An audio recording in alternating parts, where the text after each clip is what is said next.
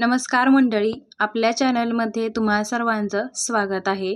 आज आपण तांब्याची म्हणजे देवघरामध्ये आपण जी तांब्याची भांडी वापरतो, तांब्या असो, देवाचं ताट असो किंवा छोटा पेला ग्लास असतो बघा, किंवा आपण तांब्याच्या भांड्यामध्ये पाणी सुद्धा पितो, पण त्या भांड्यांना भरपूर असे डाग पडतात आणि ते सहजासहजी निघत नाही आणि यांना घासायचं जर म्हटलं ना तर खूप वेळ लागतो। आज आपण ना यांना न घासता, जास्त मेहनत न घेता, फक्त अतिशय कमी वेळामध्ये आज आपण ही तांब्याची भांडी घासून काढणार आहोत।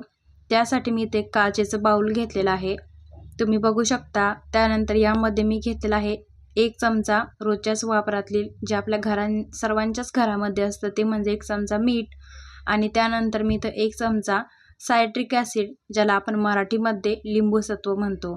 हे लिंबूसत्व बघा आपण ढोकळा बनवण्यासाठी किंवा अजूनही स्वयंपाकघरामध्ये वापरतो, तुम्हाला माहितीच असेल। हे लिंबूसत्व आजकाल बाजारामध्ये सहज उपलब्ध होतं बघा। तर ही लिंबूसत्व आणि 1 चमचा मीठ। आता तुमचे जर भांडे जास्त असेल तर तुम्ही इथं मीठ आणि सायट्रिक ॲसिडचं म्हणजेच लिंबूसत्वाचं प्रमाण हे जास्त घेऊ शकता। तर मी इथं 1 देवाचं ताट आणि 2 तांब्या असं मी इथं यामध्ये घासून घेणार आहे बघा। तर हे सर्व चमच्याच्या साहाय्याने पाण्यामध्ये असं मिक्स करून घेणार आहे। जेव्हा लिंबूसत्व आणि मीठ पूर्ण पाण्यामध्ये विरघळून जाईल तेव्हाच आपण याच्यामध्ये हे तांब्याची भांडी बघा अशा प्रकारे याच पाण्यामध्येच, म्हणजे ह्या पाण्यामध्येच आपण फक्त अशी बुडवून घ्यायची इथं। तर बघू शकता आधी ग्लास कसा होता आणि या पाण्यामध्ये टाकल्यानंतर बघा कमालच झाली आहे। म्हणजे न घासता, जास्त काही मेहनत न घेता, बघू शकता किती चमकतो आहे हा ग्लास तांब्याचा। त्यानंतर मी इथं घेतलेला आहे छोटा पेला, तो देखील तुम्ही बघू शकता या पाण्यामध्ये फक्त असा फिरवून घ्यायचा आहे। आणि लिंबूसत्व आपण घरामध्ये वापरतो तर त्याचं काही रिॲक्शन नाही आहे, म्हणजे काही त्याने आपल्याला काही इजा वगैरे होत नाही। किंवा बघू शकता तुम्ही अशा प्रकारे हे सर्व मी इथं भांडे या पाण्यामध्ये अशा प्रकारेच इथं चमकून घेतलेले आहे। घासण्याची काही गरज नाही आहे। आणि महत्त्वाची गोष्ट म्हणजे तुमच्याकडे जर वेळ नसेल ना तर ऐनवेळी तुम्ही नक्कीच हाचा उपयोग करू शकता।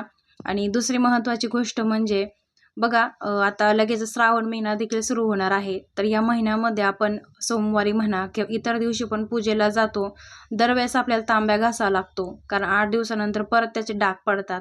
तर अशा वेळी बघा आपण असा हा उपयोग करू शकतो, या पाण्याचा उपयोग करून लवकरच हे तांब्याची भांडी अशा प्रकारे चमकवू शकतो। अतिशय कमी वेळामध्ये आपण ही भांडी अशा प्रकारे एकदम स्वच्छ पांढरी शुभ्र तांब्याची चमकवू शकतो। तर बघा अशाच प्रकारे मी तर देवाचा ताट देखील घेतलेला आहे, त्याला भरपूर असे डाग आहे बघू शकता, तरीही छान असे पूर्ण असे क्लीन हे सर्व भांडे इथं निघलेले आहेत। आता सर्वात महत्त्वाची गोष्ट म्हणजे हे तांब्याचे भांडे सर्व आपण या पाण्यामध्ये बुडून तर काढले, पण याला पुन्हा एकदा परत एकदा डाग पडू नये यासाठी काय करणार आहोत, आपण इथे एक घेणार आहोत कॉटनचा कपडा। मी इथे एक सुती कपडा घेतलेला आहे बघा, आणि त्याने आपण ना हे तांब्याचे जे भांडे आहेत लगेचच पुसून काढायचे आहेत, म्हणजे जेणेकरून यावरती पुन्हा डाग पडू नयेत।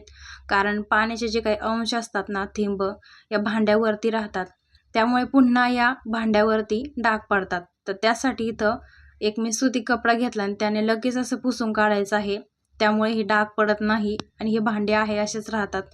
एक 8 दिवसापर्यंत तरी हे भांडे असेच राहतात बघा। आणि बघा आजची ही जबरदस्त ट्रिक तुम्हाला कशी वाटली मला कमेंटमध्ये सांगायला विसरू नका। व्हिडिओ आवडल्यास लाईक करा, शेअर करा।